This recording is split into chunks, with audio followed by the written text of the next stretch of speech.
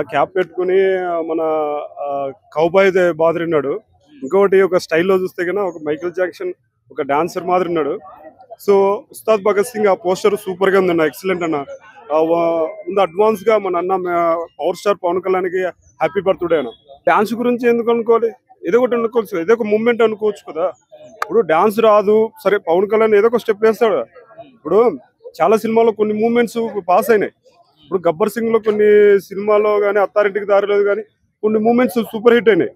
ఖుషీలో కూడా కొన్ని సినిమాలు కొన్ని పార్ట్స్ కొన్ని మూమెంట్లు సూపర్ హిట్ అయినాయి.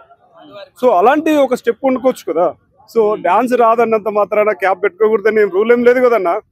So power star Pawan Kalyan garu ఒక కౌబాయ్ మాదిరిగా, ఒక డాన్సర్ మాదిరిగా మైకేల్ జాక్సన్ టైప్ స్టైల్లో ఉన్నాడు. చూద్దాం, బాగుంటది, సినిమా బాగుంటది. నేను డాన్స్ రాదని నేను ఇలా చెప్పగలను. నేను చూసిన వాడిని, నేను అభిమాన్ని. డాన్స్ మస్తు వస్తుంది.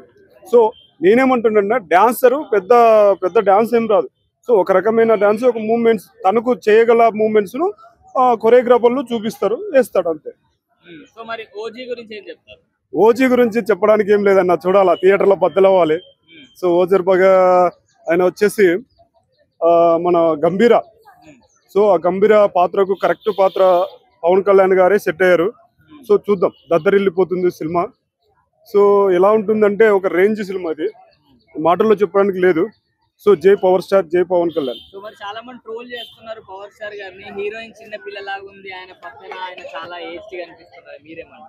దానికి నేనేమన్నానన్నా, ఇప్పుడు ఒక మనిషి ఎదుగుతున్నప్పుడు, మనిషి అనేవాడు ఏజ్ పెరుగుతూ ఉంటది, కనిపిస్తూ ఉంటది, కామన్. ఇప్పుడు అంతెందుకన్నా, ఇప్పుడు రామారావు పక్కన శ్రీదేవి గారు నటించారు. ఇప్పుడు రామారావు పక్కన శ్రీదేవి గారు నటించినప్పుడు అప్పుడు సూపర్ హిట్ అయిన సినిమాలు. తర్వాత చిరంజీవి పక్కన ఎంతో మంది హీరోయిన్స్ నటించారు. అంతెందుకండి, ఇప్పుడు బాలకృష్ణ పక్కన రాధికా ఆప్టే అని ఒకటి ఉన్నారు.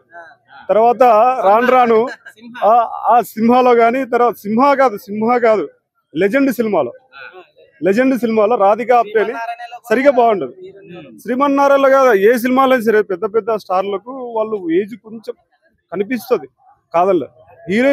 హీరోయిన్ చిన్నపిల్లలాగా ఉండడం అనేది అది అసాధ్యం అసలు. ఇప్పుడు శ్రీలీల తీసుకుంటే ఎన్ని సినిమాలు, ఎంత పెద్ద పెద్ద హీరోలతో నటించలేదు. అంత మాత్రాన హీరోయిన్ చిన్న కనిపడింది. సినిమాలు ఏమైనా వెళ్ళిపోయినాయి, కొన్ని హిట్ అయినాయి.